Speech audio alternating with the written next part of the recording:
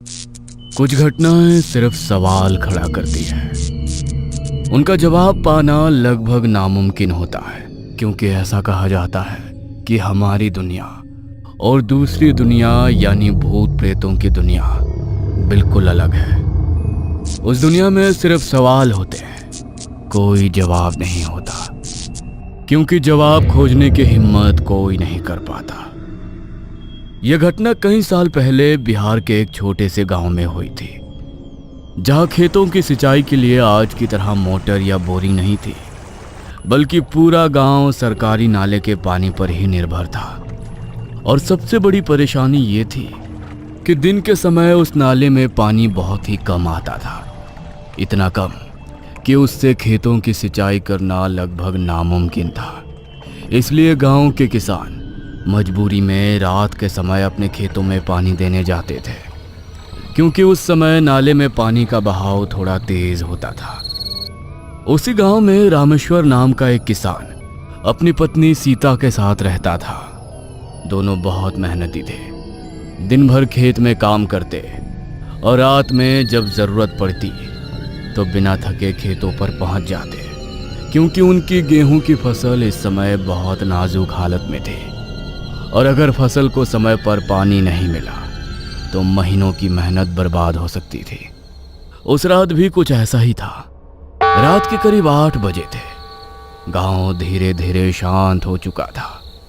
घरों के दरवाजे बंद हो रहे थे और लोग अपने अपने बिस्तरों में जा चुके थे। लेकिन रामेश्वर और सीता के लिए ये आराम का समय नहीं था, बल्कि काम का समय था। लेकिन पता नहीं आज सीता का मन खेतों पर जाने का क्यों नहीं हो रहा था। शायद उसकी तबीयत कुछ ठीक नहीं थी या कुछ और बात थी जो वो अपने पति को नहीं बताना चाहती थी। एगो बात कहें जी, आज हमरा देह बहुत टूट रहा है। आज भी जाना जरूरी है का? कल तो गए थे ना। तुम्हारा मन नहीं है तो तुम आराम करो, लेकिन हमको तो जाना पड़ेगा। इस समय गेहूं को बिना पानी के छोड़ दिया तो रात दिन की हम दोनों की मेहनत बर्बाद हो जाएगी। दिन में तो पता है ना पानी का क्या हाल होता है। सुनो, तुम आराम करो, आज हम अकेले ही जाते हैं। नहीं नहीं, हम आपको इतना रात में अकेले नहीं जाने देंगे। दर्द जाए भाड़ में, हम तो आपके साथ चलेंगे। उन दोनों ने बस एक नज़र अपने सोते हुए बच्चे पर डाली और फिर चुपचाप टॉर्च उठा ली और निकल पड़े खेत की ओर। रामेश्वर और सीता टॉर्च की रोशनी में बढ़े जा रहे थे। दूर कुत्तों और सियारों के बोलने की आवाज लगातार आ रही थी। सीता ने टॉर्च थामे रखा था और रामेश्वर के हाथ में था एक मोटा सा डंडा इसलिए कि कहीं कोई जानवर वानवर का सामना ना हो जाए। उनके खेत की एक खास बात थी जो पूरे गांव में चर्चा का विषय भी रहती थी, और वो ये थी कि उनका खेत गांव के पुराने कब्रिस्तान के बिल्कुल पास था और वहाँ एक आम का पेड़ भी था। उस कब्रिस्तान और उस पेड़ के बारे में लोग तरह तरह की बातें करते थे। कुछ कहते थे कि वहाँ रात में अजीब अजीब आवाज़ें आती हैं, तो कुछ कहते थे कि वहाँ कोई दिखाई भी देता है। कोई कहता है किसी ने उसे रात को पकड़ लिया था, तो कोई कहता कि कोई साया उनसे बीड़ी मांगता है। लेकिन रामेश्वर हमेशा इन बातों को बेकार समझकर नज़रअंदाज कर देता, क्योंकि वो तो ना जाने कितनी बार उस रास्ते से गुजरा है। जैसे जैसे वो खेत की ओर बढ़ रहे थे, रात और गहराती जा रही थी। हवा में थोड़ी ठंडक थी। अचानक उन दोनों को कुत्तों के रोने की आवाज आने लगी। कुछ देर पहले जो कुत्ते भौंक रहे थे, उन्होंने बहुत ही अजीब तरीके से रोना शुरू कर दिया था। हमको ना ये जगह बिल्कुल अच्छी नहीं लगती, खासकर रात में तो और भी डर लगता है। रात काम के लिए थोड़ी ना होता है, रात तो भूत प्रेतों के लिए होता है। तुम भी ना हर चीजें में भूत प्रेत ढूंढ लेती हो। अरे कुछ नहीं होता ये सब। हम लोग कितनी बार यहाँ आए हैं, बोलो कितनी बार आए हैं, दिन को भी रात को भी। करीब आधे घंटे में दोनों खेत पर पहुंच गए। उस समय नाली में पानी बहुत कम था, इसलिए उन्होंने पहले थोड़ी देर इंतजार किया। धीरे धीरे पानी का बहाव बढ़ने लगा। जैसे ही पानी का बहाव बढ़ा, उन्होंने अपनी क्यारियों में पानी छोड़ना शुरू कर दिया। सब कुछ सामान्य लग रहा था, जैसे हर रोज होता था। लेकिन उस दिन सब कुछ सामान्य कहाँ रहने वाला था। रात जैसे जैसे और काली और गहरी हो रही थी, वैसे वैसे माहौल भी बदलने लगा। सन्नाटा और भारी हो गया। हवा की आवाज़ भी अब अजीब लगने लगी थी। करीब आधा घंटा बीतने के बाद अचानक उन्हें लगा कि पानी फिर कम हो गया है। क्यारियों में पानी ठीक से नहीं पहुंच रहा था। ए सीता, लगता है नाले में कहीं दिक्कत हो गई है रे। तू यहीं रुक, हम देख कर आते हैं। ठीक है, लेकिन जल्दी आना, हमको अकेले बहुत डर लगता है जी। रामेश्वर टॉर्च लेकर नाले की तरफ बढ़ा। जैसे जैसे वो आगे बढ़ रहा था, उसे अजीब सा एहसास होने लगा, जैसे कोई उसे देख रहा हो और उसके पीछे चल रहा है। लेकिन उसने इसे नज़रअंदाज किया और आगे बढ़ता गया। कुछ दूर जाने पर उसने देखा कि नाला एक जगह से टूट गया था और पानी बगल वाले खेत में जा रहा था। उसने तुरंत मिट्टी उठाकर उस जगह को बंद करना शुरू किया। लेकिन जैसे ही उसने मिट्टी डालकर काम खत्म किया और पीछे मुड़ने के लिए खड़ा हुआ, उसी पल उसे ऐसा महसूस हुआ जैसे उसके बिल्कुल पीछे फिर कोई खड़ा हो। वो उसकी सांसें तक महसूस कर सकता था, क्योंकि उसकी सांसें साधारण नहीं थी, एकदम तेज थी। ऐसा कि लगता था कोई जानवर गुर्रा रहा हो। रामेश्वर का दिल तेजी से धड़कने लगा। उसे लगा कि कहीं कोई जानवर तो नहीं आ गया। उसने धीरे धीरे मुड़कर पीछे देखा, लेकिन वहां कोई नहीं था। रामेश्वर ने खुद से ही कहा, शायद वहम हो रहा है हमको। यहाँ कौन आएगा इतनी रात में?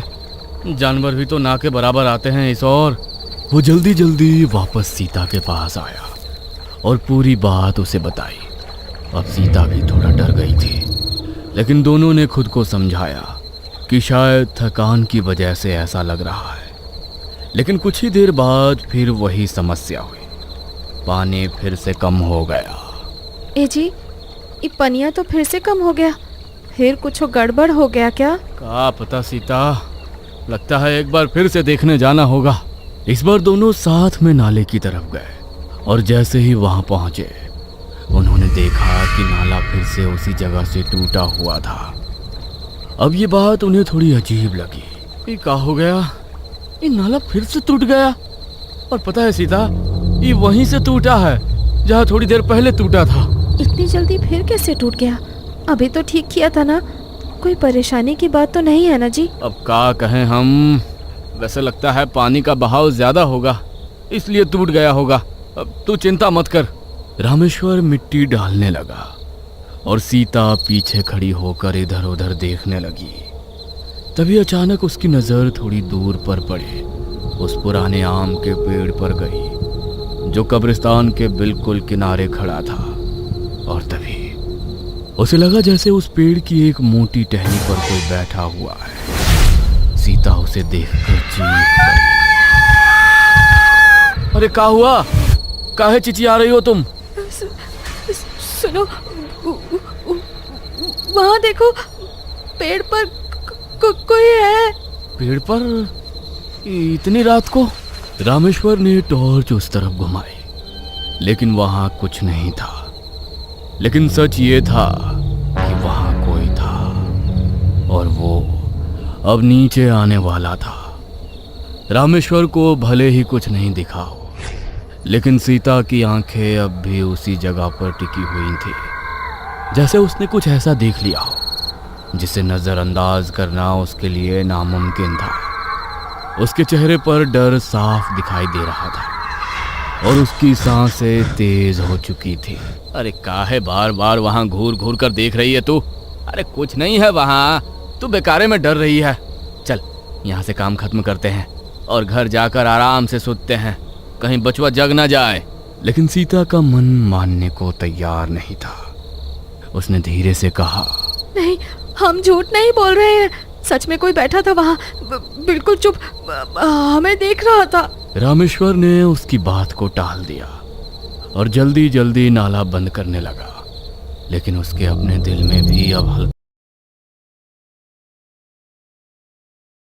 लेकिन उसके अपने दिल में भी अब हल्का सा डर घर करने लगा था, क्योंकि एक बार और एक ही जगह से नाले का टूटना कोई सामान्य बात नहीं थी। जैसे ही दोनों वापस खेत की तरफ मुड़ने लगे, अचानक उनके पीछे से एक तेज आवाज आई, जैसे कोई भारी चीज जमीन पर गिरी हो।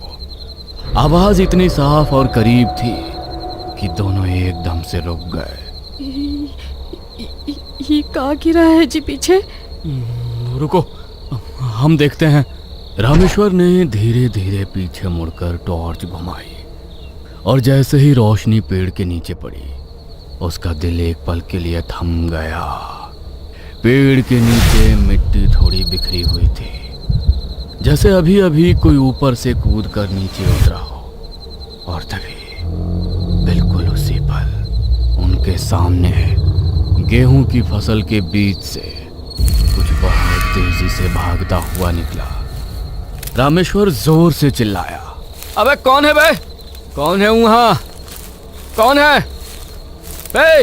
ये कहते हुए रामेश्वर उसकी ओर भागा, लेकिन सीता डर के मारे उसका हाथ पकड़कर बोली, मत जाओ उसके पीछे, हमको बहुत डर लग रहा है और कुछ अच्छा भी नहीं लग रहा। रामेश्वर ने उसकी बात नहीं मानी। वो कुछ कदम आगे बढ़ा और टॉर्च की रोशनी उस दिशा में डाली जहां वो साया भागा था। और उसके बाद जो उसने देखा, उसे देखकर उसके पैरों तले जमीन खिसक गई। गेहूं की फसल कई जगह से टूटी हुई थी, जैसे कोई भारी चीज उनके बीच से गुजरी हो और बीच में एक साफ रास्ता बन गया था। ये कैसे हो गया? हमारा फसल बर्बाद करके कौन भागा है? मैंने कहा था ना, यहाँ कुछ ठीक नहीं है। सीता, ऐसा तो नहीं कि कोई रात को आम चुराने आया था और हमको देखकर भाग गया? अब दोनों के मन में डर साफ बैठ चुका था। वो घर लौटना चाहते थे, लेकिन एक बार फिर से गेहूं के फसल की चिंता उनके मन में समा गई। उन्होंने तय किया कि थोड़ा और रुककर पानी पटाने का काम पूरा कर लेते हैं और फिर तुरंत घर लौट जाएंगे। लेकिन जैसे ही वे वापस अपनी जगह पर पहुंचे, एक बार फिर पानी रुक गया। हे भगवान, ये क्या हुआ? फिर से पनिया रुक गया। सुनिए जी, चलिए घर। पता नहीं पनिया को आज क्या हो गया है। सीता, हमको लगता है कि फिर से पाइपिया टूट गया है। चलना, साथ चलकर देखते हैं। दोनों धीरे धीरे नाले की तरफ बढ़े। इस बार उनके कदम पहले से भारी थे, जैसे हर कदम उन्हें किसी अनजानी मुसीबत की ओर करीब ले जा रहा हो। जैसे ही वे उस जगह पहुंचे, उन्होंने देखा नाला फिर से उसी जगह से टूटा हुआ था, लेकिन इस बार कुछ अलग था। उस टूटी हुई मिट्टी के पास किसी के पैरों के निशान थे, लंबे और अजीब, जैसे किसी इंसान के हो, लेकिन पूरे इंसान जैसे नहीं। ये कैसा निशान है जी? इंसान का नहीं लग रहा है ये निशान। कहीं भूत प्रेत तो नहीं आ गया है यहाँ? हाँ? चुप रह, जल्दी से इसे बंद करते हैं और चलते हैं यहाँ से। रामेश्वर झुककर मिट्टी डालने लगा और सीता पीछे खड़ी होकर चारों तरफ देखने लगी। तभी उन्हें फिर वही एहसास हुआ कि कोई उसे घूर रहा है। जैसे ही दोनों ने एक साथ सिर उठाकर उस आम के पेड़ की तरफ देखा, उन्हें पेड़ की सबसे मोटी टहनी पर दिखी एक औरत। उसके पैर हवा में लटक रहे थे, उसकी गर्दन अजीब टेढ़ी सी थी, उसके पैरों के नाखून बहुत लंबे थे और फिर बिना हिले, बिना शरीर घुमाए, उसने सिर्फ अपनी गर्दन धीरे धीरे उनकी तरफ मोड़ दी। भागिए जी, भागिए यहाँ से। इंसान नहीं है, कोई पिशाच नहीं है, भागिए। रामेश्वर के हाथ पैर कांप रहे थे। उसकी टॉर्च की रोशनी अब भी उस औरत पर पड़ रही थी, लेकिन वो रोशनी उस औरत के शरीर के आर पार निकल रही थी। तभी उस औरत का मुंह धीरे धीरे खुलने लगा, लेकिन वो सिर्फ खुल नहीं रहा था, उसका जबड़ा नीचे की तरफ खिसक रहा था और अंदर दांत नहीं, कुछ और था, काला, गीला और हिलता हुआ। शायद वो उसकी जीभ थी, जैसे सांप की होती है। रामेश्वर और सीता दोनों के हाथ पैर डर के मारे बुरी तरह कांप रहे थे, लेकिन उसके हाथ में पकड़ी टॉर्च अब भी उसी औरत पर टिकी हुई थी। और तभी उसे अचानक एक अजीब बात महसूस हुई कि वो औरत सीधे उनकी तरफ नहीं देख रही थी, बल्कि उसकी नज़र रामेश्वर के ठीक पीछे किसी और चीज़ पर टिकी हुई थी, जैसे वहाँ कोई तीसरी मौजूदगी हो जिसे वे दोनों अभी तक समझ ही नहीं पाए थे। रामेश्वर का दिल एकदम से तेजी से धड़कने लगा, उसकी सांसें भारी हो गई और उसने बिना पीछे मुड़े ही बहुत धीमी आवाज में सीता से कहा कि चाहे कुछ भी हो जाए पीछे मुड़कर मत देखना। लेकिन डर इंसान से क्या क्या नहीं करवा देता है, और सीता खुद को रोक नहीं पाई। उसने धीरे धीरे कांपते हुए रामेश्वर के कंधे के ऊपर से पीछे झांका, और जैसे ही उसकी नज़र पीछे गई उसके मुंह से एक जोरदार चीख निकल गई, जिससे आसपास का सन्नाटा एक पल के लिए टूट गया। रामेश्वर भी अब खुद को रोक नहीं पाया और वो झटके से पीछे मुड़ा, लेकिन उसके पीछे कुछ भी नहीं था, सिर्फ नाले का पानी था जो धीरे धीरे बह रहा था। लेकिन अगला ही पल और भी ज्यादा डरावना था, क्योंकि वो पानी अब सीधा नहीं बह रहा था, बल्कि उल्टी दिशा में ऊपर की तरफ चढ़ता हुआ दिखाई दे रहा था, जैसे कोई अदृश्य ताकत उसे खींच रही हो। यह दृश्य देखकर रामेश्वर का दिमाग जैसे काम करना बंद कर चुका था। इसी बीच वो औरत वहां से पूरी तरह गायब हो चुकी थी, जैसे कभी वहां थी ही नहीं। गायब हो गई जी। चलिए अब एक को सेकेंड यहाँ मत रुकिए, भागिए यहाँ से। दोनों बिना एक सेकंड गवाए पूरी ताकत से खेत के बीच से भागने लगे। उनके पैरों के नीचे की मिट्टी उड़ रही थी और उनकी सांसें इतनी तेज हो चुकी थी कि जैसे सीने से बाहर निकल आएगी। लेकिन कुछ ही कदम भागने के बाद अचानक रामेश्वर रुक गया, और ये रुकना उसका खुद का फैसला नहीं था, बल्कि ऐसा लग रहा था जैसे किसी ने उसके पैरों को वहीं जकड़ दिया हो। उसके पैर जमीन में धंस गए थे और वो चाहकर भी एक कदम आगे नहीं बढ़ा पा रहा था। सीता ने घबराकर उसे खींचने की कोशिश की, लेकिन तभी रामेश्वर का सिर धीरे धीरे अपने आप ऊपर उठने लगा, जैसे कोई अदृश्य ताकत उसकी गर्दन को पकड़कर ऊपर की तरफ मोड़ रही हो। और मजबूरी में सीता ने भी ऊपर देखा, और जो उन्होंने देखा उसने उनके अंदर बची हुई आखिरी हिम्मत भी खत्म कर दी, क्योंकि वो औरत अब उनके ठीक ऊपर हवा में उल्टी लटकी हुई थी। उसके बाल नीचे झूल रहे थे और उसका चेहरा रामेश्वर के चेहरे से कुछ इंच दूर था। उसकी काली दो मुही जीभ धीरे धीरे बाहर निकलकर रामेश्वर के गाल को छू रही थी, और वो स्पर्श इतना ठंडा और गीला था कि रामेश्वर का पूरा शरीर सुन्न पड़ चुका था। सीता पीछे हटना चाहती थी, लेकिन उसके पैर भी अब जैसे जमीन से चिपक चुके थे।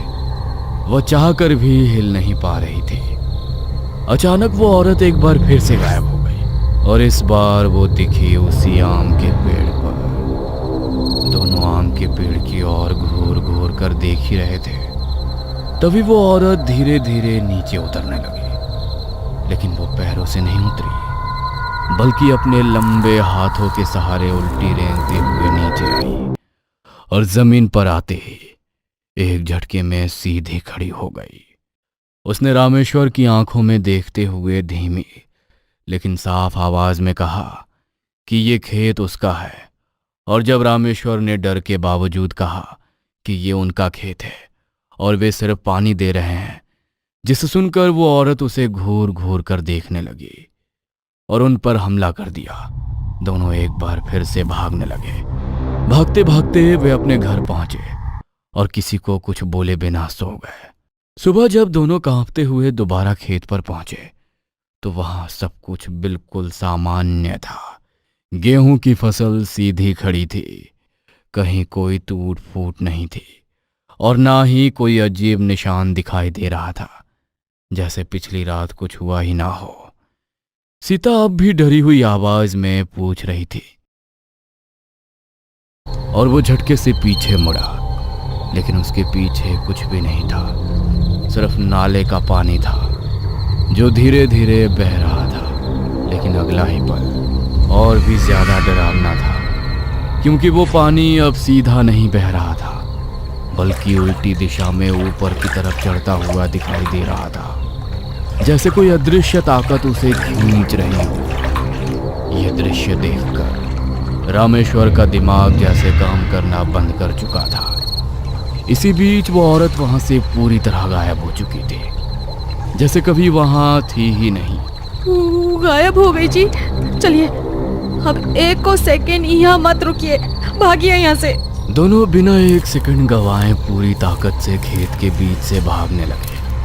उनके पैरों के नीचे की मिट्टी उड़ रही थी और उनकी सांसें इतनी तेज हो चुकी थी कि जैसे सीने से बाहर निकल आएगी। लेकिन कुछ ही कदम भागने के बाद अचानक रामेश्वर रुक गया, और ये रुकना उसका खुद का फैसला नहीं था, बल्कि ऐसा लग रहा था जैसे किसी ने उसके पैरों को वहीं जकड़ दिया हो। उसके पैर जमीन में धंस गए थे और वो चाहकर भी एक कदम आगे नहीं बढ़ा पा रहा था। सीता ने घबराकर उसे खींचने की कोशिश की, लेकिन तभी रामेश्वर का सिर धीरे धीरे अपने आप ऊपर उठने लगा, जैसे कोई अदृश्य ताकत उसकी गर्दन को पकड़कर ऊपर की तरफ मोड़ रही हो।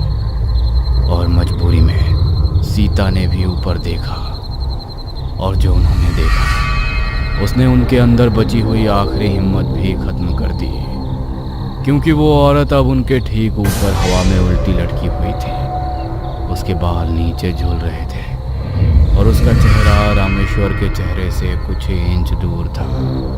उसकी काली दो मुही जीभ धीरे धीरे बाहर निकलकर रामेश्वर के गाल को छू रही थी, और वो स्पर्श इतना ठंडा और गीला था कि रामेश्वर का पूरा शरीर सुन्न पड़ चुका था। सीता पीछे हटना चाहती थी, लेकिन उसके पैर भी अब जैसे जमीन से चिपक चुके थे। वह चाहकर भी हिल नहीं पा रही थी। अचानक वो औरत एक बार फिर से गायब हो गई, और इस बार वो दिखी उसी आम के पेड़ पर। दोनों आम के पेड़ की ओर घूर घूर कर देख ही रहे थे। तभी वो औरत धीरे धीरे नीचे उतरने लगी, लेकिन वो पैरों से नहीं उतरी, बल्कि अपने लंबे हाथों के सहारे उल्टी रेंगते हुए नीचे आई, और जमीन पर आते ही एक झटके में सीधी खड़ी हो गई। उसने रामेश्वर की आंखों में देखते हुए धीमी लेकिन साफ आवाज में कहा कि ये खेत उसका है। और जब रामेश्वर ने डर के बावजूद कहा कि ये उनका खेत है और वे सिर्फ पानी दे रहे हैं, जिसे सुनकर वो औरत उसे घूर घूर कर देखने लगी और उन पर हमला कर दिया। दोनों एक बार फिर से भागने लगे। भागते भागते वे अपने घर पहुंचे और किसी को कुछ बोले बिना सो गए। सुबह जब दोनों कांपते हुए दोबारा खेत पर पहुंचे तो वहां सब कुछ बिल्कुल सामान्य था। गेहूं की फसल सीधी खड़ी थी, कहीं कोई टूट फूट नहीं थी, और ना ही कोई अजीब निशान दिखाई दे रहा था, जैसे पिछली रात कुछ हुआ ही ना हो। सीता अब भी डरी हुई आवाज में पूछ रही थी कि क्या वो सब सच था या फिर कोई सपना, लेकिन रामेश्वर ने कोई जवाब नहीं दिया। वो बस चुपचाप आम के पेड़ की तरफ देखने लगा। अचानक उसकी नजर उसी टहनी पर गई जहां एक फटा हुआ कपड़ा अटका हुआ था, बिल्कुल वैसा ही जैसा उस औरत ने पहना था, और हवा चल रही थी। लेकिन वो कपड़ा हवा के साथ नहीं, बल्कि किसी और ही लय में हिल रहा था। रामेश्वर की नजर धीरे धीरे नीचे गई। मिट्टी पर उसे दो ताजा पैरों के निशान दिखाई दिए, एक उस औरत के और दूसरा उसके अपने।